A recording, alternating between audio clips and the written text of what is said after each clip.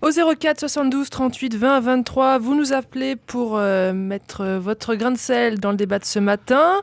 Quelle place pour le débat dans l'Église catholique? Et tout de suite, c'est Yvette. Et Yvette est dans le Jura. Bonjour Yvette. Oui, bonjour. Voilà, moi je voulais réagir par rapport à la place des femmes. Donc, je suis plus toute jeune, j'ai 73 ans et ça fait 50 ans que je travaille au sein de ma paroisse, pour ce qui est déjà de l'entretien et tout ça, des fleurs. En plus, j'ai fait du caté, je fais partie de l'équipe liturgique pour la préparation des messes. Et je me dis que c'est pas parce que j'aurai un titre que j'en ferai plus. Donc je me sens très bien à ma place de femme dans l'église. Et voilà, c'est ce que je voulais dire. Merci beaucoup Yvette pour nous avoir fait partager votre expérience et l'analyse aussi. Monseigneur Bernard Pauvin, vous voulez rebondir sur ce que dit Yvette est très beau, et Yvette exerce le lavement des pieds dont il a été question il y a quelques minutes dans le concret de sa communauté locale. Merci à elle. Jean-Pierre Denis. Oui, bien sûr. Heureusement que Yvette est là et qu'elle dit ce qu'elle vient de dire. En même temps, il reste une question qui n'est pas partagée. Il y a beaucoup de femmes qui, comme Yvette, font beaucoup de choses et ne se sentent pas tellement reconnues aussi. Et qui ne se sentent pas reconnues et qui, au bout d'un moment, disent que ça ne peut plus rester exactement en l'état sans qu'on redéfinisse un petit peu les choses. Et on pourrait d'ailleurs les aborder même au plus haut niveau de l'Église. Beaucoup de gens se disent, mais au fond, pourquoi le pape est élu par un collège de 120 hommes, tous plus ou moins de la même génération déjà, et pour plus d'1 milliard de catholiques? Est-ce qu'il ne serait pas bon qu'il y ait d'une façon ou d'une autre des femmes qui puissent être associées à ce processus? Voilà des questions qui sont des vraies questions et que on ne va pas résoudre là ce matin. Il nous reste plus que 40 minutes, ça va être un peu difficile. Nous sommes bien d'accord que ce que dit Yvette peut aussi s'inscrire de façon corollaire à ce que vient de dire Jean-Pierre sur, d'ailleurs, la reconnaissance aussi qui s'opère dans de nombreux diocèses de responsabilités qui sont confiées aux femmes, et remarquablement. Dominique Renner. Oui, par rapport à cette question de la reconnaissance, moi ce qui me frappe, c'est une question qui traverse toute la société. C'est une grande thématique aujourd'hui en philosophie, cette question de la reconnaissance. Il y a des tas de lieux où les gens ne se sentent pas reconnus. On voit la crise au travail notamment, dans le champ politique. Voilà, et ça traverse aussi l'Église. Donc c'est vrai, ça prouve qu'on n'est pas tout à fait. Dominique Renner, depuis le début de l'émission, vous êtes en train de relativiser ce qui se passe chez nous, c'est ça?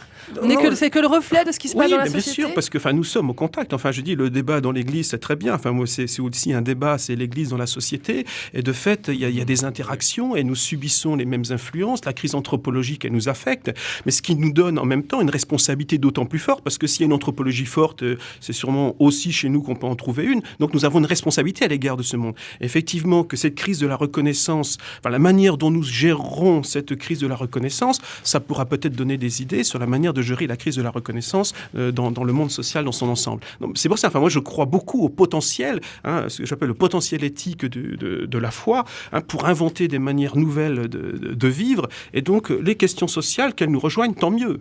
Moi, je suis tout à fait façon brève, je suis vraiment tout à fait d'accord. Quand on regarde ce qui se passe même à l'intérieur du couple, la question de la reconnaissance, elle est posée dans le couple, et elle explique beaucoup de divorces, parce qu'effectivement l'autre ne se sent pas reconnu. Donc on ne peut pas voir la situation interne à l'Église indépendamment de la culture contemporaine et des questions de société qui se posent à nous. C'est une illusion totale si on le fait. Olivier Bobineau. Oui, ça serait quand même le paradoxe d'avoir la tradition et la religion chrétienne et la philosophie, l'anthropologie, pour reprendre les termes employés à l'instant. C'est quoi finalement? Qu'est-ce que c'est que l'incarnation? C'est la reconnaissance par Dieu de l'humanité. Donc ce serait quand même le paradoxe et le comble que la structure catholique, la condition catholique, ne permette pas la reconnaissance de tous ses membres, et y compris les femmes. C'est quand même, ça serait le plus grand comble. Alors, les états généraux des temps de débat, ce sera à partir de jeudi, du débat, de la prière et de la musique. Et il y aura le Glorious qui sera en concert, c'est ça? Vendredi soir. Et je voudrais juste attirer votre attention sur la Nuit du christianisme, qui est une très belle aventure, puisque jeudi soir, donc de 21h à l'aube du vendredi matin, on va voir une sorte de chaîne spirituelle s'instaurer, avec des formes de spiritualité qui vont du gospel à la prière monastique, puisque les moines de l'abbaye du Mont-des-Cats vont sortir de leur monastère pour la première fois pour prier l'office de la nuit au milieu de tout le monde dans l'église Saint-Maurice à Lille. Et il y aura aussi les communautés charismatiques, les manuels, le chemin neuf, la prière de Thésée, les vêpres orthodoxes. Les tradis aussi? Pas cette fois-ci, mais à la limite, pourquoi pas. Je ne suis pas sûr qu'ils auraient souhaité s'associer à cette forme de... en tout cas, c'est une chaîne spirituelle. Alors, il faut toujours voir, il y a toujours des chaînons qui manqueront, Mais ça ne s'est, je pense, jamais fait. Et ça va dire quelque chose de symboliquement très beau. On va vivre quelque chose de très fort. Je n'ai pas l'intention de me coucher. Alors voilà, Glorious, on écoute, vous recevrez une force. Et ensuite, Alain qui est en Bretagne. Eh oui, quand il n'y en a plus, il y en a encore. Hein. C'était Glorious, vous recevrez une force. Glorious en concert vendredi soir à l'occasion des États généraux du christianisme. Nous continuons cette émission toujours avec le sociologue Olivier Bobineau, avec Dominique Greiner, rédacteur en chef religieux à la Croix, avec Monseigneur Bernard Potvin, porte-parole des évêques de France, et Jean-Pierre Denis, directeur de la rédaction de l'hebdomadaire La Vie, à l'origine de ces États généraux. Vous participez à cette émission. Quelle place pour le débat dans l'Église catholique? Vous avez la parole au 04 72 38 20 23. Et tout de suite, c'est Alain. Alain est en Bretagne. Merci Alain d'avoir patienté pendant Glorious. Bonjour, c'est Alain de Sarzeau, parce que la standardiste n'avait pas compris le nom de Sarzeau, mais peu importe. Bonjour Alain, allez-y, on vous écoute. Pour avoir un débat apaisé dans l'Église, il faudrait aussi que les laïcs acceptent de se former et n'en restent pas seulement au catéchisme, voire à l'aumônerie, parce que si on veut travailler sereinement, il faut accepter de ne pas avoir de décalage entre la formation civile et culturelle qu'on a au minimum jusqu'au bac, puisqu'il y a plus de 70% des gens qui passent le bac, avec la base de formation qui n'en est qu'au catéchisme, voire éventuellement l'aumônerie. Le décalage fait que ça pose problème pour avoir un débat calme et apaisé dans l'Église. Merci beaucoup Alain à Sarzeau et bonjour aux habitants de Sarzeau, j'en connais quelques-uns, je les embrasse. Voilà, petit message personnel, j'ai le droit de temps en temps, voilà, je prends mes aises. Alors, la formation des laïcs, c'est vrai que c'est important, question de fond. Monseigneur Bernard Potvin, est-ce qu'on fait nécessaire? Alain a bien sûr raison, mais en même temps, qu'on ne sous-estime pas l'effort considérable qui est déployé depuis de nombreuses années dans les diocèses, les facultés de théologie. Enfin, je suis émerveillé de voir comment aujourd'hui des personnes prennent le temps, investissent dans les centres, qu'ils soient théologiques ou les centres diocésains de formation permanente. Et l'investissement est énorme, pour justement être réponse à tout ce que vient de dire Alain. Et moi, je constate qu'aujourd'hui, de plus en plus, à la force des poignets, pour de nombreuses personnes, quand on voit comment tel ou tel mère de famille s'inscrit dans une formation qui sera onéreuse, qui sera très longue et qui va lui donner ensuite possibilité d'exercer quelque chose de l'ordre d'une mission ou sans mission peut-être en perspective, mais en tout cas dans un désir d'en savoir plus, d'approfondir sa foi, ce sont des choses remarquables et qui sont déjà vécues. Et les rentrées sont en train de se vivre dans ces centres théologiques. Je peux vous dire que c'est très riche. Jean-Pierre Denis. Oui, moi je dirais, autrefois les choses étaient réputées simples, c'est-à-dire d'un côté les clercs savaient, de l'autre les laïcs ignoraient. Aujourd'hui, c'est plus du tout le cas. Je crois qu'il y a un effort de formation. C'est pas encore l'inverse ? Non, je pense qu'aujourd'hui, il y a un effort général et un effort général. S'il vous plaît, un peu de respect pour l'institution. Les clercs savent encore un peu quelque chose. Il y a un effort général et je dirais généreux de tout le monde pour se former qui est absolument exceptionnel dans l'Église catholique. Regardez ce qui s'est passé d'ailleurs sur les questions de bioéthique. Le nombre de réunions, de travail, de conférences, de sessions de formation où ailleurs dans la société on a eu ce genre d'expérience et d'efforts intellectuels. Donc les choses sont vraiment en train de changer. Cela dit, moi je prendrais les choses encore plus modestement. L'autre jour, je rentrais dans une librairie pour la jeunesse, une librairie spécialisée, où je voyais toutes sortes de livres qui expliquaient toutes sortes de choses aux enfants, les dinosaures, les châteaux forts, les chevaliers, enfin tout ce qui est réputé intéresser les enfants. Pas un seul pour expliquer le christianisme. Donc il y a un décalage. Quand même maintenant. Non, pas dans les milieux vraiment très, je dirais très motivés. Les parents ou les grands-parents vont acheter des livres qui de fait existent. Là, je parle d'une librairie non religieuse, mais consacrée exclusivement à la jeunesse sur plusieurs étages dans une grande ville de province. Dominique Greiner. Où on écoute RCF. Oui, l'enjeu de la formation, il est fondamental. Et moi, je suis fasciné, ce que disait Bernard Potvin.